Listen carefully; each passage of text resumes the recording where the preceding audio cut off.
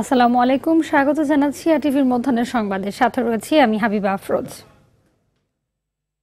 ভাড়া পুনর্নির্ধারণের তৃতীয় দিন হয়ে গেলেও এখনো যাত্রীদের কাছ থেকে বেশি ভাড়া আদায় করছে পরিবহন শ্রমিকরা।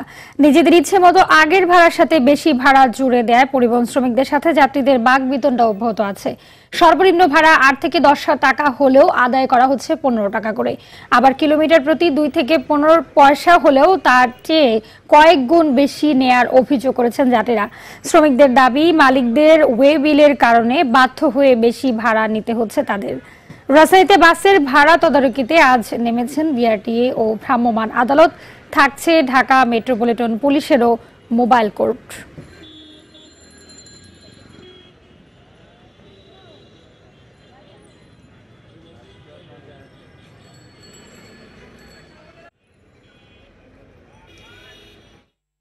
দর্শক, এই মুহূর্তে রাজধানীর গুলিস্তানে রয়েছেন সহকর্মী আশিকুল আলম এবং বরিশাল লঞ্চ ঘাট থেকে সরাসরি যোগ দিচ্ছেন সহকর্মী আলী জসিম। প্রথমেই যাচ্ছি আশিকুল আলম, আপনার কাছে জানতে চাইবো যে বাসের ভাড়া নিয়ন্ত্রণে ভ্রাম্যমাণ আদালতের কার্যক্রম সম্পর্কে সবশেষ কি তথ্য আছে আপনার কাছে?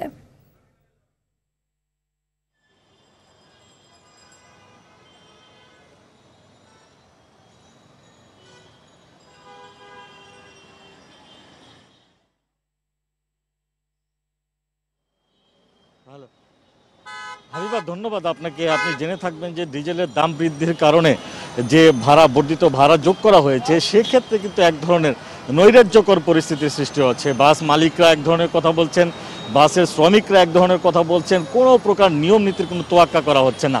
ভ্রাম্যমাণ আদালতের অভিযান চলে, সময় যখনই কোনো পরিস্থিতি, এই ধরনের কোনো পরিস্থিতির সৃষ্টি হয়, তখনই ভ্রাম্যমাণ আদালতের অভিযান চলে এবং এই অভিযান শেষ হওয়ার কিছুদিন পরে আবার সেই আগের অবস্থা ফিরে আসে।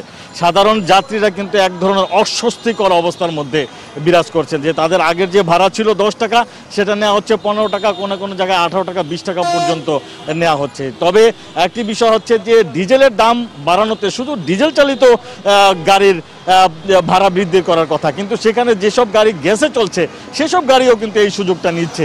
এবং সবচেয়ে দুঃখজনক হচ্ছে যে বিআরটি এর কাছে এ ধরনের কোনো পরিসংখ্যানই নেই যে কি পরিমাণ গাড়ি ঢাকা শহরে এই সিএনজি চালিত এবং কি পরিমাণ গাড়ি এখনো পর্যন্ত এই ডিজেলে চলে, সে ধরনের কোনো পরিসংখ্যান না থাকাতে কিন্তু এখন এই সুযোগটা সবাই নিচ্ছে। আর আরেকটি বিষয় জানিয়ে রাখি আপনাকে যে হাবিবা, যে আজ একটি সিদ্ধান্ত আসতে পারে যে যারা সিটিং সার্ভিসের নামে যে ভাড়ার এক ধরনের নৈরাজ্যকর পরিস্থিতি চলছে, সেটি কিভাবে রোধ করা যায় সেজন্য কিন্তু গাড়িতে সিটিং সার্ভিস লেখা নিষিদ্ধ করতে যাচ্ছে বাস মালিক সমিতি। এবং এ ধরনের পরিস্থিতিতে অবশ্যই সরকারকে একটি বড় ধরনের ভূমিকা নেওয়া দরকার, যে যাতে সাধারণ মানুষ এমনিতেই সব নিত্য প্রয়োজনীয় দ্রব্যের দাম বৃদ্ধির কারণে এমনি মানুষ একটি অস্বস্তিকর পরিস্থিতির মধ্যে আছে, তার মধ্যে এই পরিস্থিতির সৃষ্টি হলে আসলেই মানুষের জন্য সবকিছু একটা অস্বস্তিকর। তো এই ছিল আমার কাছে রাজধানী নূর হোসেন চত্বর থেকে। এখন আমাদের সাথে যোগ দেবেন বরিশাল থেকে আলী জসিম, সেখানকার পরিস্থিতি তিনি আমাদেরকে জানাবেন।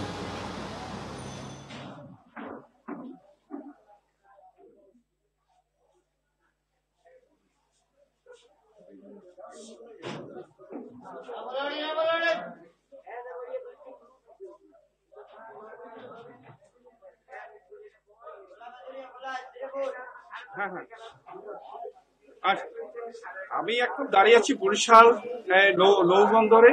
এই যে টার্মিনালের উপর দাঁড়িয়ে আছি, এখান থেকে বরিশালের অভ্যন্তরীণ এবং দূরপাল্লার লঞ্চগুলি চলাচল করে। আর এখান থেকে চলাচল করে। আর এই যে ভাড়া বৃদ্ধির ব্যাপারে যে তেলের দাম বাড়ার কারণে যে লঞ্চ কর্তৃপক্ষ আন্দোলনে গিয়েছিল, পরে সরকার পক্ষের সাথে কথা যে তারা 27% বৃদ্ধি করার কথা বলেছিল, কিন্তু কার্যত দেখা গেছে যে সেখানে 35 থেকে 40% ভাড়া বৃদ্ধি হয়েছে। বৃদ্ধি হওয়ার কারণে যে অভ্যন্তরীণ রুটের যে লঞ্চ যাত্রী আছে, এদের সাথে প্রায় সময় লঞ্চ কর্মচারীদের এই ভাড়া নিয়ে বাদানুবাদ চলে। আর এছাড়া আরো যে লঞ্চ আছে দূরপাল্লা, সেই দূরপাল্লার লঞ্চে ভাড়া বেড়েছে 35 থেকে 40%। যেহেতু কেবিনের ভাড়া বাড়ার কারণে যাত্রীরা ক্ষোভ প্রকাশ করেছে, তবে তাদের সাথে কাটাকাটি হচ্ছে। তবে দেশের যাত্রীদের সাথে রোজই এখানে ঝামেলা হচ্ছে এই ভাড়া নিয়ে। আর বরিশালের যে দূরপাল্লার লঞ্চ সিঙ্গেল কেবিনের ভাড়া ছিল 1000 টাকা, সেখানে 1400 টাকা করা হয়েছে, কিন্তু বাস্তবিক ক্ষেত্রে সেখানে 1270 টাকা হওয়ার কথা ছিল। ডাবল কেবিনও তদ্রুপ 1800 টাকা থেকে 2500 টাকা করা হয়েছে। আর এছাড়াও এর আগে আমাদের বাস বাস সম্পর্কে, যে বাসের ভাড়া সম্পর্কে ঢাকা থেকে আমাদের সহকর্মী আশিকুল আলম একই কথা বলেছেন। তাই এখানে এখন পর্যন্ত ভাড়া সেভাবে যে বাস কর্তৃপক্ষ দিয়েছে, এই নিয়ে আমাদের বরিশালেও বাস যাত্রীদের সাথে বাসের কর্মচারীদের রোজই বচসা হচ্ছে। ধন্যবাদ আপনাদের দুজনকে। আমাদের সঙ্গে সংযুক্ত ছিলেন সহকর্মী আশিকুল আলম এবং আলী জসিম, জানাচ্ছিলেন বরিশাল থেকে বিস্তারিত। দর্শক, বাস ভাড়া পুনর্নির্ধারণের বিষয়ে এই মুহূর্তে রাজধানীর পরিবার ইউনিক হাইটসে নিজস্ব কার্যালয়ে বাস মালিক সমিতির নেতৃবৃন্দ বক্তব্য রাখছেন। আমরা সরাসরি চলে যাচ্ছি সেখানে। বর্ধিত দামের সাথে যদি কস্টিং ধরি তাহলে অনেক বেশি দাঁড়ায়। আমরা কিন্তু সেটা কিন্তু তার থেকে অনেক নিচে আমরা ব্রেক ইভেনে এসে আমরা সেটা ঐক্যমত পোষণ করছি। তো এই যে সিএনজি চালিত গাড়ির সংখ্যা নিয়ে যে একটা মতবিরোধ, একটা নিউজ প্রচার হচ্ছে, আমরা গত 2 দিন যাবত ঢাকা শহরে 120টি কোম্পানির মধ্যে 120টি কোম্পানিতে প্রায় 6000 গাড়ি ঢাকা শহর এবং শহরতলিতে চলাচল করে। 120টি কোম্পানিতে আমরা অনুসন্ধান করে টোটাল 196টা সিএনজি গাড়ি পেয়েছি। 6000 গাড়ির মধ্যে আমাদের অনুসন্ধানে মাত্র 196টা সিএনজি গাড়ি পাওয়া গেছে, সিএনজি বাস, মিনি বাস, এবং যার পার্সেন্টেজ হলো 3.26, যার পার্সেন্টেজ 3.26 সিএনজি গাড়ি ঢাকা শহরে আমাদের অনুসন্ধানে পাওয়া গেছে। আমাদের অনুসন্ধান আমরা এখনো চালিয়ে যাচ্ছি। তবে এই পর্যন্ত আমরা 120টি কোম্পানির মধ্যে মাত্র 196টি সিএনজি বাস আমরা পেয়েছি, অথচ সেখানে বলতেছে 80%, 90% সিএনজি গাড়ি। আর দূরপাল্লা সিএনজি গাড়ি নাই বললেও চলে। দূরপাল্লা শতভাগ ডিজেলের বাস চলাচল করে, সিএনজি বাস নাই বললে চলে। তাহলে আপনারাই বিবেচনা করেন যে প্রচারটা হচ্ছে সে প্রচারটা আদৌ সঠিক কিনা। আমরা এখানে গ্রেট তুরাগ ট্রান্সপোর্টে পাইলাম 40টা গাড়ি সিএনজি, অনাবিল সুপার লিমিটেডে পাইছি 5টা গাড়ি, প্রভাতী বনশ্রীতে 12টি গাড়ি, শ্রাবণ ট্রান্সপোর্ট লিমিটেডে 30টি গাড়ি, আসিয়ান ট্রান্সপোর্ট লিমিটেড 20টি গাড়ি, মেঘালয় ট্রান্সপোর্ট লিমিটেড 5টি গাড়ি, হিমালয় ট্রান্সপোর্ট লিমিটেড 14টি গাড়ি, ভিআইপি অটোমোবাইল 2টি, মেঘলা ট্রান্সপোর্ট 27টি, শিকর পরিবহন 8টি, বিকল্প অটো সার্ভিস 1টি, গাবতলী লিঙ্ক মিনিবাস সার্ভিস 11টি এবং 6 নং মতিঝিল বনানী কোচ সার্ভিস 21টি। এই 196টি গাড়ি আমাদের অনুসন্ধানে আমরা পেয়েছি। আমরা আরও অনুসন্ধান চালিয়ে যাচ্ছি যে কোথাও কোনো ভুল ভ্রান্তি হইল কিনা, আরও বাড়ে কিনা বা আরও কমে কিনা, বাড়ে কিনা, আমরা তারপর অনুসন্ধান চালিয়ে যাচ্ছি। এবং সেই ব্যাপারে আজকে 3টা আমরা এখানে ঢাকা শহরের সম্পূর্ণ মালিকদেরকে আমরা ডাকছি, এমডি চেয়ারম্যানদেরকে আজকে 3টা আমরা ডাকছি, ঢাকা শহরের সকল এমডি চেয়ারম্যানদেরকে। তো এই তথ্যটি আমরা জনগণের সামনে আপনাদের মাধ্যমে তুলে ধরতে চাই সবার কাছে যে আদৌ ওই কথাগুলো সত্য নয়। সিএনজি গাড়ি ঢাকা শহরে আমরা পেয়েছি 3.26%, আর দূরপাল্লাতে চলে না বললেই চলে। সুতরাং ওই কথাটা সঠিক নয় যারা এই কথাগুলো বলতেছেন।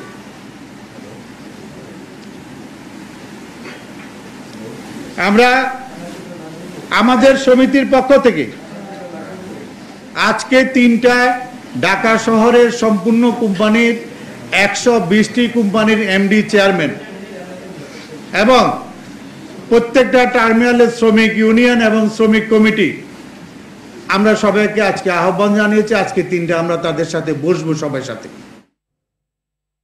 এতক্ষণ বাস মালিক সমিতির সভাপতি খন্দকার এনায়েত উল্লাহ বক্তব্য রাখছিলেন, দেখছিলেন তারই অংশ বিশেষ।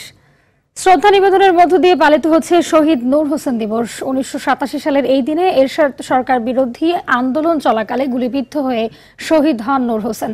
তার বুকে পিঠে উৎকীর্ণ ছিল গণতন্ত্র মুক্তি পাক, স্বৈরাচার নিপাত যাক এই চলন্ত স্লোগান। দিবসটি উপলক্ষে বিভিন্ন রাজনৈতিক ও সামাজিক সংগঠন বিভিন্ন কর্মসূচি গ্রহণ করেছে। শ্রদ্ধা নিবেদন শেষে আওয়ামী লীগের সাধারণ সম্পাদক ওবায়দুল কাদের বলেন, গণতন্ত্র শৃঙ্খল মুক্ত হলেও গণতন্ত্র এখনো প্রাতিষ্ঠানিক রূপ পায়নি। গণতন্ত্রকে প্রাতিষ্ঠানিক রূপ দিতে শেখ হাসিনার নেতৃত্বে গণতন্ত্র ক্রমবিকাশের ধারা অব্যাহত থাকবে বলেও জানান তিনি। রক্তদানের মধ্য দিয়ে বেগবান আন্দোলন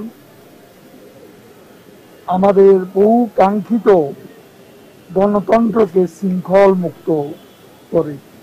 আমাদের গণতন্ত্রের শৃঙ্খল মুক্তি ঘটলেও গণতন্ত্র এখনো প্রাতিষ্ঠানিক রূপ পায়নি। দশম ইউনিয়ন পরিষদ নির্বাচনের দ্বিতীয় ধাপে 846টি ইউপিতে ভোট গ্রহণ অনুষ্ঠিত হবে কাল। আজ কেন্দ্রে কেন্দ্রে নির্বাচনী সরঞ্জাম পাঠানো হবে। শান্তিপূর্ণভাবে ভোট গ্রহণের প্রস্তুতি শেষ করেছে নির্বাচন কমিশন। নির্বাচনী এলাকায় মঙ্গলবার মধ্যরাত থেকে পরবর্তী 54 ঘন্টার জন্য মোটরসাইকেল চলাচল এবং সব ধরনের প্রচার নিষেধাজ্ঞা দিয়েছে কমিশন। তবে এরই মধ্যে বিনা প্রতিদ্বন্দ্বিতায় চেয়ারম্যান পদে 81 জন প্রার্থী নির্বাচিত হয়েছেন। তৃতীয় ধাপে 28 নভেম্বর 1003টি ইউপিতে নির্বাচন অনুষ্ঠিত হবে। দেশে ইউনিয়ন পরিষদ 4571টি, এর মধ্যে প্রায় 4000 ইউপিতে ভোট গ্রহণ হবে। জটিলতার কারণে বেশ কিছু ইউপির নির্বাচন আটকে আছে।